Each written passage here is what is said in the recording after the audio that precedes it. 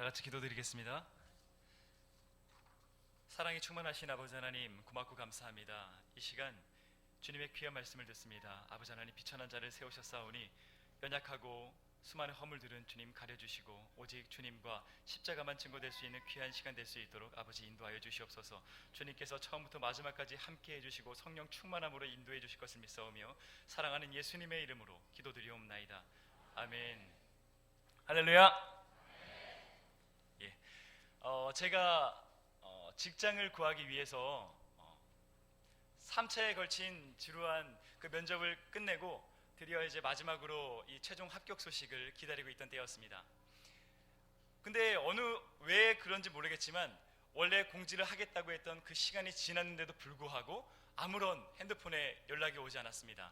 그래서 혹시나 문자가 왔는데 제가 그것을 듣지 못할까봐 벨소리 음량을 가장 크게 해놓고 이 핸드폰을 손에 꼭 쥐고 계속 2시간 시간을 계속 기다렸던 때가 있었습니다.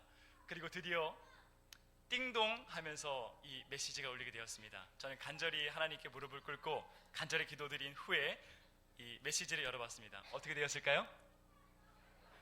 그렇습니다. 감사합니다. 예, 하나님의 인도하심으로 하나님의 은혜로 합격하게 되었습니다. 그리고 저는 정말 기분이 너무너무 좋았습니다. 그래서 이 기쁜 소식을 어느 누구에게 빨리 전해야 되겠다는 그런 마음이 들게 되었습니다. 그래서 제가 가장 먼저 이 기쁨의 소식을 전한 사람이 누구였을까요? 맞습니다. 예, 자기가 입을 것 먹을 것 포기하고 그리고 금이야 오기야 온 정성을 다해서 저를 길러주셨던 부모님께 제가 가장 먼저 전화를 드려서 이 기쁨의 소식을 전했습니다. 왜냐하면 이 기쁨의 소식을 그 누구보다도 가장 간절히 기다리고 있었던 분이 저희 부모님이셨고, 왜냐하면 이 기쁨의 소식을 그 누구보다도 가장 소중하고 기쁘게 여기실 분이 바로 저희 부모님이셨기 때문입니다. 그리고 그 결정은 역시 최고의 결정이었습니다.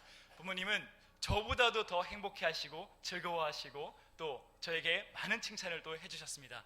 별것 아니지만 그때 당시에는 얼마나 저에게 이 중요한 순간이었는지 모르겠습니다. 저는 생각하기로는 하나님께서도 과연 이런 고민을 하지 않으셨나 생각을 해보게 됩니다. 하나님께서는 구약의 말라기 선지자를 끝으로 더 이상 하나님은 이 땅에 말씀을 내려보내지 않으셨습니다. 그리고 400년 동안 그 침묵의 시대가 끝나고 난 후 드디어 하나님의 때가 이르렀습니다. 주의 복음이 땅끝까지 전해질 수 있는 인프라가 구축된 것이죠. 그래서 하나님의 본체이시며 하나님의 아들이신 구주 예수 그리스도가 이 땅에 오실 모든 것들이 다 준비가 된 것입니다. 그리고 하나님께서는 고민을 하셨을 것입니다. 과연 이 기쁨의 소식을 어느 누구에게 가장 처음으로 전달해야 할 것인가? 어느 누가 이 기쁨의 소식을 가장 기쁘게 여기고 그리고 소중하게 여기며 자신의 삶의 소망으로 여길 것인가? 그리고 그 고민 끝에 제일 먼저 누구에게 이 기쁨의 소식을 전했습니까? 대답 안 해주시네요. 예, 오늘 말씀에 나오는 양을 치던 목자들에게 이 기쁨의 소식을 가장 먼저 전했습니다. 그리고 과연 그 하나님의 결정은 최고의 결정이었습니다. 그 목자들은 그 기쁨의 소식을 누구보다도 즐거워했고 또 그 기쁨의 소식을 자기 삶의 최고의 소망을 두고 살아가는 모습들을 우리에게는 볼 수 있었기 때문입니다.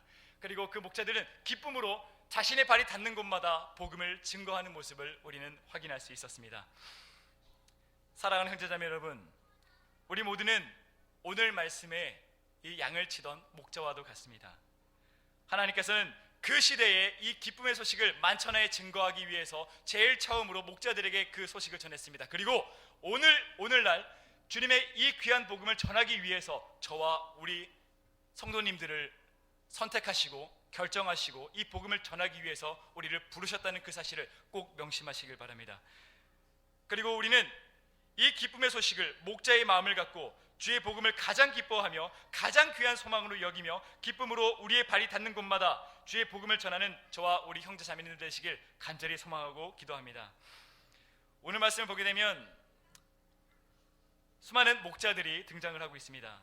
당시 목자들은 양을 치던 일을 주업으로 했던 사람들인데 이때 당시 여러 직업들 중에서도 양을 치는 일은 굉장히 비천한 일에 속했습니다.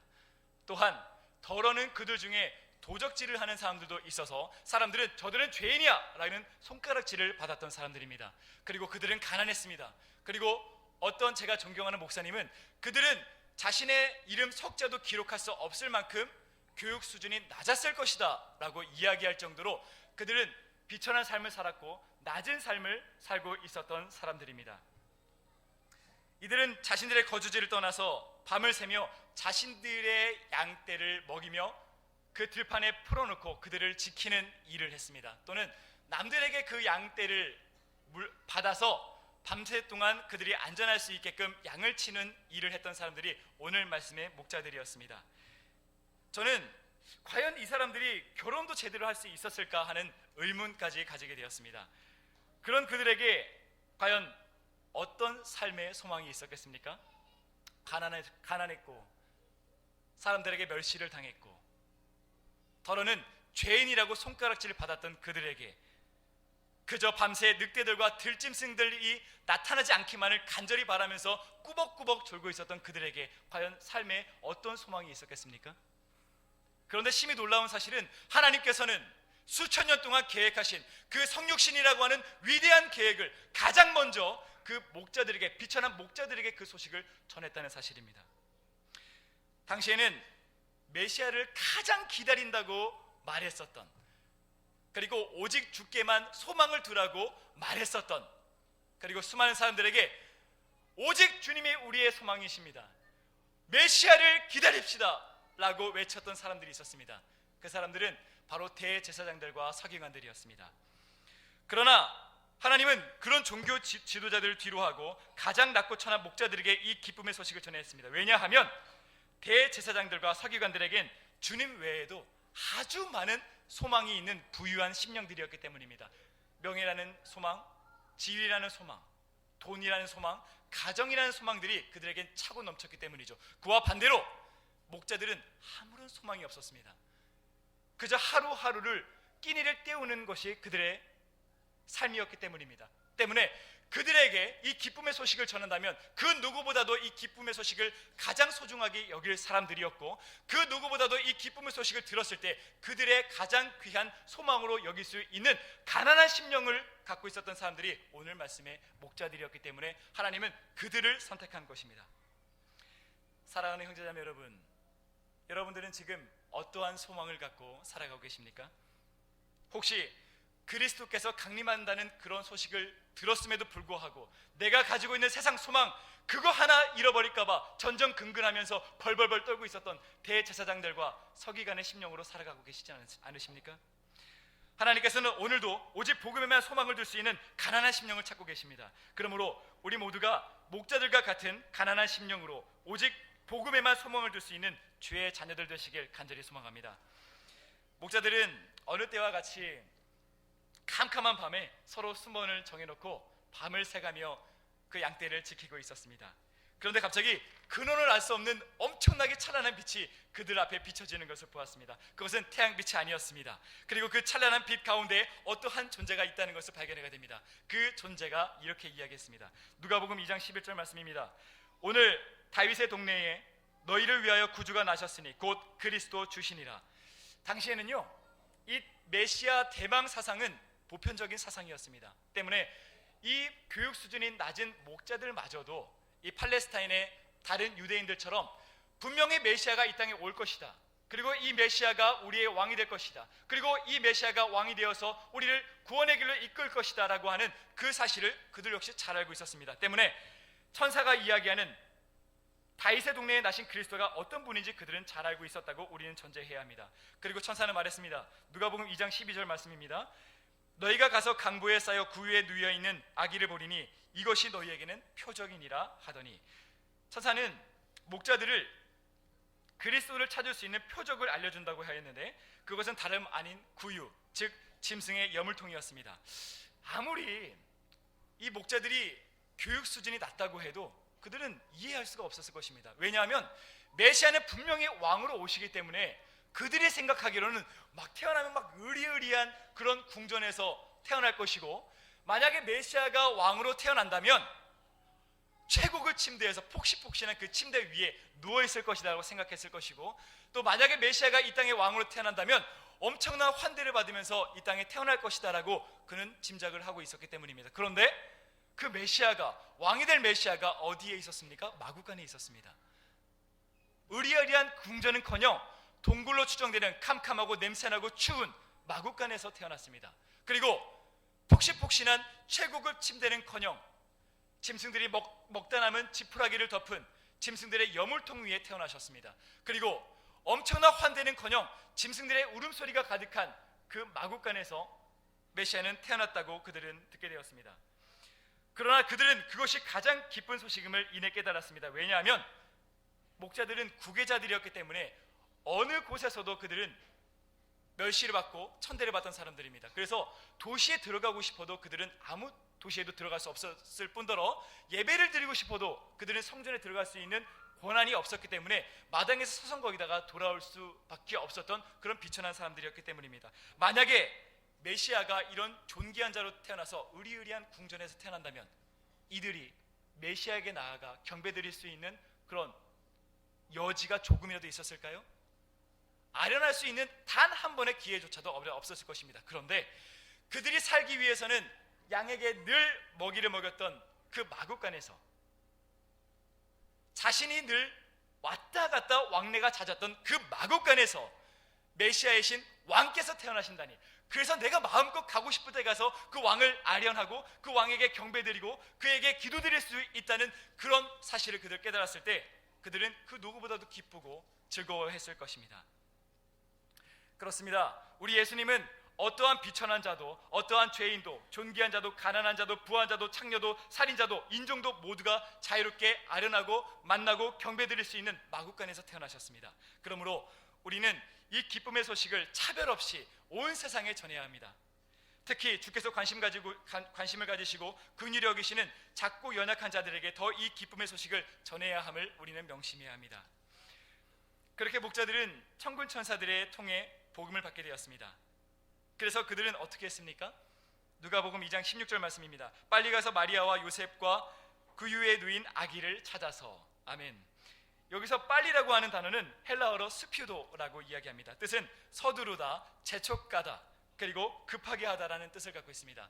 같은 단어로는 사도 바울이 3차 전도여행을 끝내고 예루살렘에 전해야 하는 연보를 들고 하루라도 빨리 예루살렘에 당도해서 이 연보를 전해야 되겠다. 그래서 급한 걸음으로 그는 나아갔다라고 했을 때 그 급하게라고 하는 단어와 똑같은 단어입니다. 즉 목자들은 조금이라도 빨리 주님의 말씀이 이 땅에 이루어짐을 눈으로 확인하고 싶었습니다. 때문에 생계를 위해 너무나도 중요했었던 양떼들을 뒤로 하고 그들은 급한 걸음으로 바로 예수님을 찾아 베들레헴으로 향했던 것입니다. 주님의 탄생 소식을 들었음에도 불구하고 손익을 따지고 있었던 대제사장들과 서기관들과 이 목자들을 비교했을 때 역시 하나님의 가장 최고의 결정이었다는 사실을 우리는 다시 한 번 더 확인할 수 있습니다. 그리고 목자들은 아기 예수님과 마리아와 요셉을 만나 이렇게 말했습니다. 유진 피터슨 목사님이 번역한 메시지 성경 누가복음 2장 17절 18절 말씀입니다. 목자들은 만나는 모든 사람에게 천사들이 그 아기에 대해 해준 말을 전했다. 목자들의 이야기를 들은 사람들은 모두 깊은 감동을 받았다. 여기에 목자들의 그 마음이 느껴지십니까? 너무 좋아서, 너무 기쁘고 행복해서 만나는 사람마다 붙잡고 복음을 전하고자 하는 이 볼빨간 목자들의 얼굴이 그려지십니까? 서두에서 말했듯이 그들은 가난했고 비천했고 더러는 범죄자였습니다. 그런 그들이 흥분해가지고 사람들을 붙잡고 하는 말을 사람들이 과연 신뢰하고 그 이야기를 들었을까요? 그러나 성경은 말합니다. 목자들의 이야기를 들은 모두는 깊은 감동을 받았다. 사랑하는 형제자매 여러분, 우리가 정녕 주님의 복음을 진정한 소망으로 둔다면 우리는 비천할지언정, 우리의 입술은 비천할지언정, 우리의 비천의 입술로 전해지는 주의 복음에는 능력이 있으심을 명심하시길 바랍니다.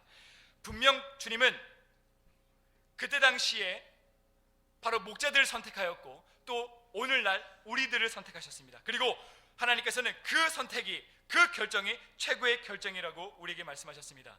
하나님은 사람이 아니시니 후회가 없으시고 거짓말을 하지 않으시는 완전하신 하나님이십니다. 그런 하나님께서 그의 결정에 후회가 있을 수 있습니까? 그런 하나님께서 결정하신 그 결정이 잘못될 수 있습니까? 결코 잘못될 수 없습니다. 그런 하나님이 오늘날 우리를 불러주셨습니다. 그분께서 우리를 선택해 주셨다는 그 사실을 믿고 내가 전하는 복음의 가치를 인정하고 예수님을 우리의 최고의 소망으로 삼고 복음을 즐거워합시다. 그럼 주께서는 우리를 통해 일하십니다. 우리를 통해 세상을 위로하시고 우리를 통해 세상을 치유하시고 우리를 통해 세상의 진정한 기쁨을 전해주실 줄 믿습니다. 21세기 C.S. 루이스로 불리는 팀 켈러 목사님이 쓴 책 예수에는 이런 구절이 나옵니다. 사랑과 경이로움이 어디서 오는지 보라. 바로 그분이 이 모든 일을 행하셨고 우리를 자신께로 이끄셨기 때문이다. 그분이 다 이루셨다. 그러므로 누가 당신에게 그리스도인이냐고 물으면 물론이지요 라고 답해서는 안 된다. 여기에 물론이 난 있을 수 없다. 이런 대답이 더 걸맞다. 예, 그렇습니다. 기적이지요. 제가 그리스도인이라니요. 누가 생각이나 했겠습니까? 그런데 그분이 다 해주셔서 저는 그분의 것이 되었습니다. 그렇습니다. 우리가 복음을 믿고 주의 자녀가 된 후 이 세상을 구원하고 사람의 생명을 구원할 수 있는 이 능력의 복음을 전할 수 있는 사명을 받은 것은 그건 심히 놀라운 기적입니다. 우리가 무엇이 잘났다고 하여서 우리가 세상을 창조하신 하나님의 자녀가 될 그런 권리가 있겠습니까? 우리가 어떤 능력이 있다고 하여서 우리의 말주변이 얼마나 대단하다고 하여서 생명을 구원하고 세상을 구원할 복음을 전할 수 있는 이 임무를 맡을 자격이나 있겠습니까? 우리가 주의 자녀가 되고 복음을 맡은 것은 그건 심히 놀라운 기적입니다. 오직 예수님께서 우리를 위해서 모든 것을 다 해주셨습니다. 예수님께서 우리를 위해서 이 땅에 오셨고 예수님께서 우리의 죄를 대신하여서 십자가에 달려 죽으셨고 예수님이 우리를 대신하여서 새하늘과 새 땅과 새 몸과 천국 소망을 우리에게 주셨습니다. 그리고 그 주님은 오늘도 우리를 통해서 일하고 계십니다. 우리는 그런 주님의 일하심에 그저 동참하기만 하면 되는 것입니다. 나의 주인에게 나의 모든 것을 내어 맡겨드립시다. 그러면 세상에 소망이 없는 수많은 목자들이 주님의 품으로 나와 진정한 소망을 갖고 살아가는 역사가 이루어질 줄 믿습니다. 끝으로 존 웨슬리 목사님이 주께 기도를 드렸던 언약 기도를 우리가 함께 기도드리길 소망합니다. 그리고 이 기도가 우리 삶의 기도가 되어서 우리의 주인께 우리의 모든 것을 내어드리길 소망합니다. 이제 저는 제 것이 아니라 주님의 것입니다. 주님 뜻이라면 무엇이든 하고 누구 곁에든 가겠습니다. 일을 맡겨주시고 고난도 허락하소서. 쓰임을 받든 묵혀지든 다 주님을 위해서입니다. 높아지든 낮아지든 주님을 위해서입니다. 충만하게 하시고 비어있게 하소서. 모든 게 있게 하시고 아무것도 없게 하소서. 즐거이 자원하여 모든 것을 드리오니 마음대로 처분하소서. 오 복되신 영광의 하나님, 성부와 성자와 성령이시여, 주님은 저의 것이고 저는 주님의 것입니다. 그렇게 되어지이다. 제가 땅에서 맺은 이 언약을 하늘에서 비준하소서. 아멘. 다 같이 하나님께 기도드리겠습니다. 사랑과 은혜가 충만하신 아버지 하나님, 우리를 너무나도 사랑하시어 하늘 보좌를 버리시고 이 땅에 내려오신, 그리고 우리를 너무나도 사랑하시어 우리와 똑같이 비천한 자가 되신 주 예수님, 주님은 우리의 주인 되십니다. 우리의 삶을 가지소서. 그리고 우리의 삶을 통하여서 세상을 치유하시고 수많은 소망이 없이 살아가는 가난한 심령의 목자들에게 이 기쁨의 소식을 전하게 하소서. 주님, 우리가 오직 주를 위하여서 살고 주를 위하여서 죽는 귀한 주님의 자녀가 될 수 있도록 아버지 우리를 축복하시고 인도하여 주소서. 모든 것을 주님께 맡겨드리오며 사랑하는 예수님의 이름으로 기도드리옵나이다. 아멘.